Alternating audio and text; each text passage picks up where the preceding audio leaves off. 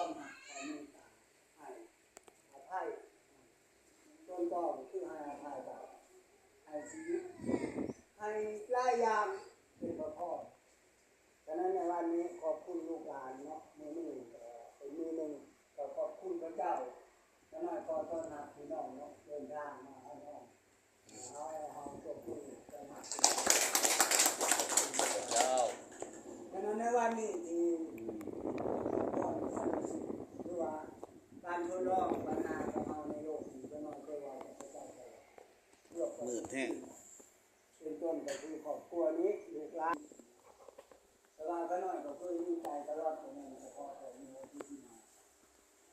ก็น้อยว่าให้เจ้านะมอบความกังวลไว้กับพระเจ้าแต่ให้เจ้าอธิษฐานอ้อนวอนกับพระเจ้าห้องให้กับพระเจ้าทุกเรื่องที่มีในชีวิตเนาะให้เอามีความวางว่าพระเจ้าที่สอนพอพระเจ้าหักเฮาเนาะพระเจ้าสิบ่ปะสิว่าแล้วก็น้อยก็ว่างโทรศัพท์ก็ลงน้องพุ่นละลงควันไฟขึ้นทุกทีก็เลยว่านั่นดาวนี่ว่าเจ้าว่างนี่มานั่นมาวันเพื่อนนางแอดแล้วดิท่านนมัสการ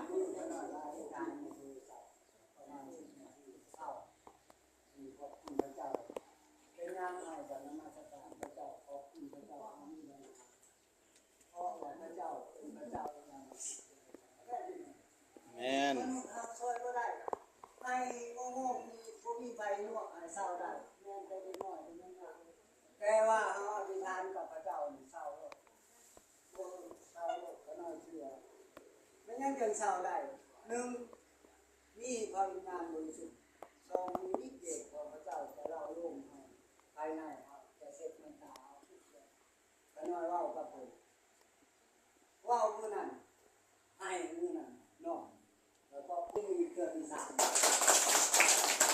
มันจะอธิษฐานมาขอไปมันขาเนี่ยมันขับอะไรมันเข่งสายผ้ามันเข่งเลยขอบคุณย่อมย่อสรรเสริญพระองค์เพราะว่าพระองค์เจ้าเป็นกษัตริย์ในสวรรค์ที่มีโลก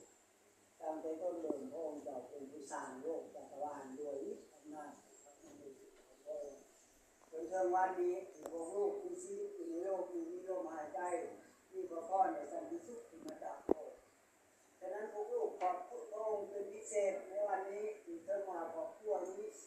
มีปัญหาภัยบัติอะไรก็ตามพวกลูกยังชื่นชมยินดีในพระองค์เพราะว่าพระองค์เป็นเจ้าของแต่ก็น้อยเป็นกษัตริย์ของพวกก็น้อยผู้ดูแลและเราโลกจิตใจการดำรงชีวิตของพวกก็น้อยทุกวันในวันนี้พวกก็น้อยเชื่อว่าพระองค์เจ้าเป็นกษัตริย์ในสวรรค์และพระองค์เจ้าเป็นผู้คุ้มครองทุกสิ่งในโลกภาคสวรรค์และเป็นโลกในทะเลมีอย่างก็ดีการทดลองโรคภัยเจ็บปัญหาโลกาปัญหาอุปสรรคที่ใจของ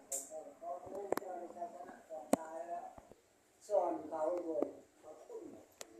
และข้อมาของพระบิดาเจ้าจบข้าวลงตามเขาไว้พระงานพายพระองค์และพระองค์จะได้ขึ้นที่สวรรค์ให้เขารอตาติดกันและของพระราชทานและออกไปประกาศข่าวประเสริฐผู้ใดฮักข้าวประเสริฐของพระองค์นั้นถ้อยคำของพระองค์ผ่านดาวของพระองค์นั้นสันติสุข